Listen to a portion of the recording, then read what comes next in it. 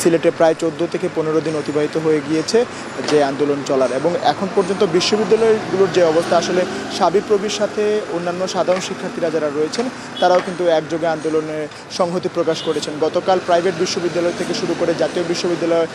থেকে শুরু করে স্কুল কলেজও কিন্তু তাদের সেই আন্দোলনে সংহতি প্রকাশ করেছে, এবং গতকাল গায়েবানা জানাজা থেকে শুরু করে তাদের যে কফিন মিছিল এবং বিক্ষোভ কর্মসূচি যেটা রয়েছে সেটা কিন্তু তারা একই যোগে পালন করেছেন। এবং এই মুহূর্তে আসলে বিশ্ববিদ্যালয়ের সর্বশেষ যে তথ্য রয়েছে, আসলে প্রক্টোরিয়াল ভাষ্য মতে গতকাল রাত 10টা পর্যন্ত যে তথ্য আমরা পেয়েছি, আসলে প্রক্টোরিয়াল ভাষ্য মতে বলা হয়েছে যে প্রায় 3টি হল এবং ছেলেদের এবং 3টি হল মেয়েদের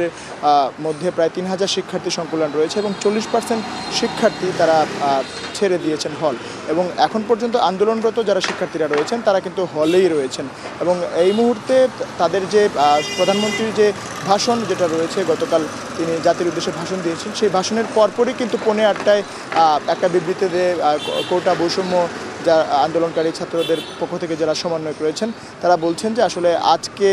কমপ্লিট শাটডাউন ঘোষণা করা হয়েছে, তবে এখন পর্যন্ত কোনো রকম সংহতির ঘটনা ঘটেনি সকাল পর্যন্ত, তবে পরবর্তীতে কোনো রকম সংহতির ঘটনা ঘটলে আমরা আপনাদেরকে জানিয়ে দেবো। এই ছিল আমার কাছে সিলেটের সর্বশেষ পরিস্থিতির খবরাখবর।